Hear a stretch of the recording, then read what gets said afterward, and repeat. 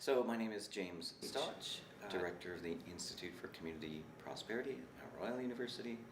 I live in Calgary, Alberta, Canada. My community is, my neighborhood is Shaganappy, part of a settler family on my mom's side from Ireland and on my dad's side from northern Germany. Basic income is a way of ensuring fairness and equity in how the resources that belong to all of us in this country are apportioned to all Canadians. It is, in my view, a human right. It may not be formally written into the Charter yet, but the time will come when we look back on extreme poverty, the fact that we have people living in poverty, living without housing, living well below the poverty line.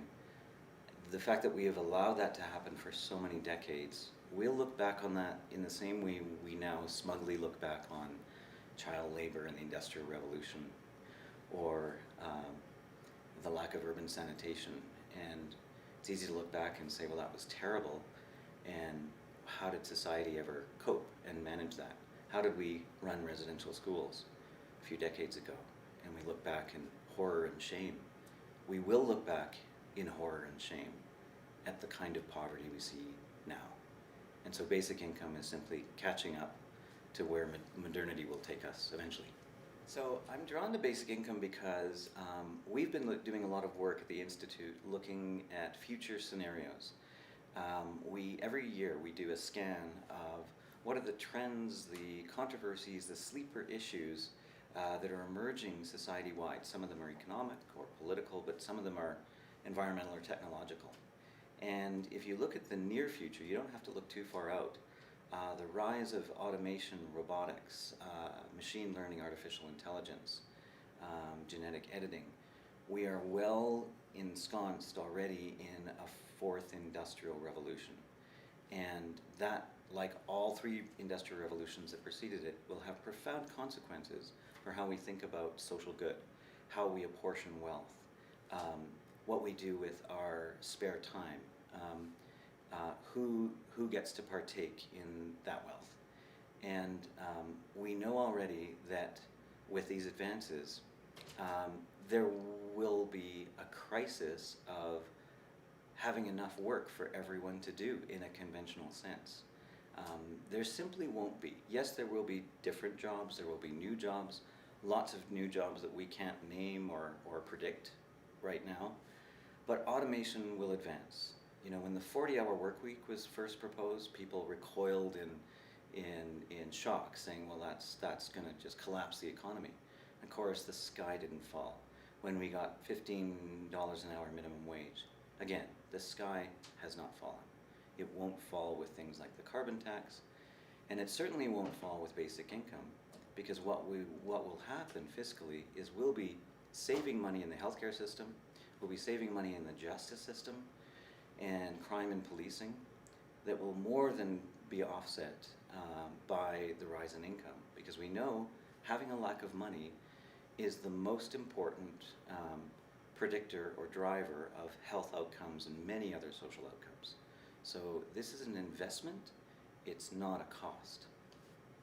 Right now we're looking at scenarios into kind of the near or medium term future when we are getting on stream early forms of what we might call artificial general intelligence. So beyond just basic algorithms, beyond the very elementary forms of machine learning, as that technology advances, and it's advancing very quickly, we need to be prepared for what the consequences of that are, and more importantly, we need to get on top of making sure that as that technology develops, that people who are very strongly enmeshed in social good work, people who are dealing with poverty reduction or elimination, people who are working at the front lines of social issues, need to be involved deeply in the development of this technology. It cannot be left to 9 corporations, American and Chinese, worldwide, who are doing the majority of AI development right now, because the consequences could be quite dire in different scenarios. But there is one scenario, and we've developed 4 different scenarios, but one of the 4 is actually a very hopeful one, where if we properly design machine algorithms and ensure that machines aren't amplifying some of our negative biases, negative flaws, our meaner tendencies as a species, if we make sure that those machines are actually helping amplify what we say and profess we value right across the political spectrum, then we should get outcomes that are quite socially beneficial. So for example, there's no reason to assume that with proper AI development in 30 years, we will not have eradicated homelessness. 20 years ago, if you said we want to get rid of homelessness, that actually would have been a very political thing to say. Most people wouldn't, A, have believed it's possible, but B, it would have been actually seen as a kind of a Marxist, kind of a revolutionary kind of statement. Now, even large companies are totally on board with that, saying, yes, we agree, we need to end homelessness. So things change radically. So in 30 years, if we still have homelessness, we will have failed as a species. We're seeing a convergence between where businesses are seeing the future is going, or the puck is going, and how organizations who are working in socially purposeful work are also seeing business as part of the solutions landscape. It's no panacea. Corporate donations have stayed stagnant for many, many years. However, there have been movements on both the sponsorship front and on certain companies really stepping out and saying, we don't see the future as simply one of profit-seeking and profit-making. You look at somebody like Jeffrey Hollander, who's founded 7 Generation, who said all companies in the future will be socially purposed in order to survive. Those who don't have any kind of societal purpose that they can compellingly make the case for will have a tough time of it. And so a lot of companies are increasingly buying into that for reasons that also have to do with their own prospering and their own thriving. On the student front, we see students coming into the business school who want to do socially purposeful work. They don't necessarily see themselves working for government or working in the nonprofit sector, but they're open to many different options. And they're not coming into the business school increasingly just to have a profit-making business. They're coming in because they see it as a professional setting where they can develop a suite of professional skills that they can apply to making the world a better place. I wouldn't have believed it if I hadn't been working here.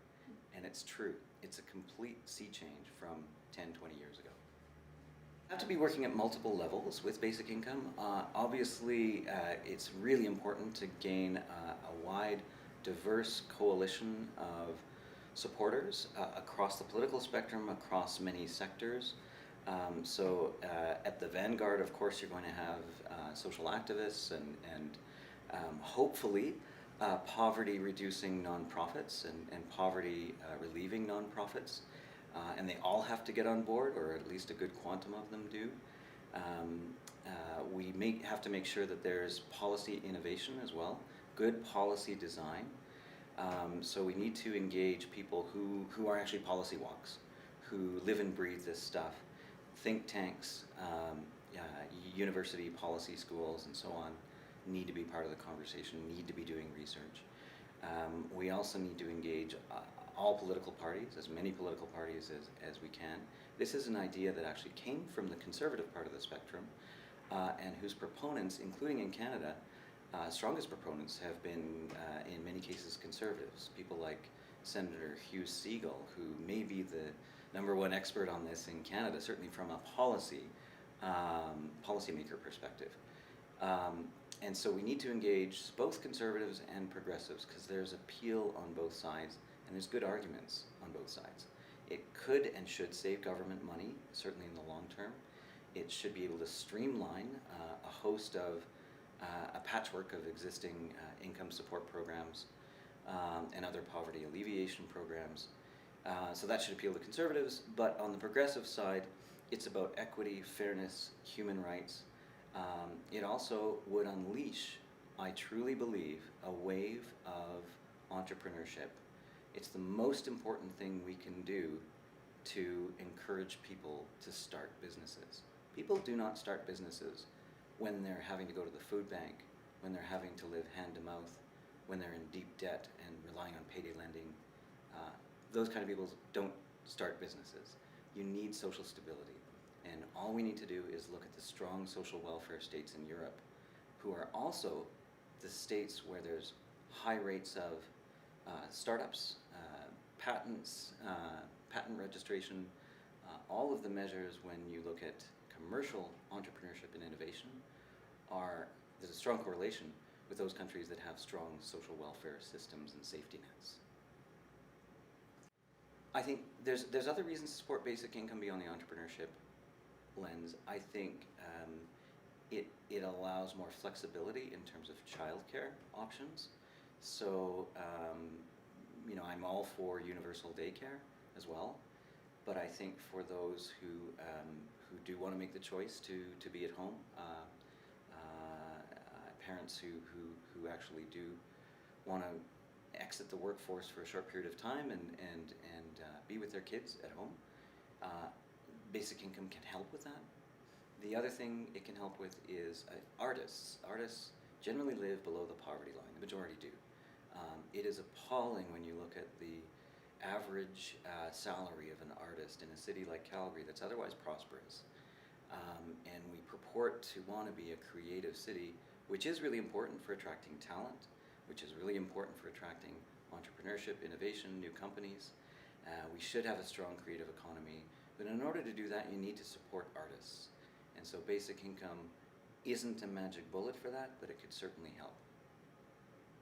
AI specialists are asked, artificial intelligence specialists are asked, when are we going to have, when's AI going to be basically usurping human beings in terms of level of intelligence, level of generalized machine learning, and so on? The median estimates are between 2040 and 2050, which is just a couple of decades out.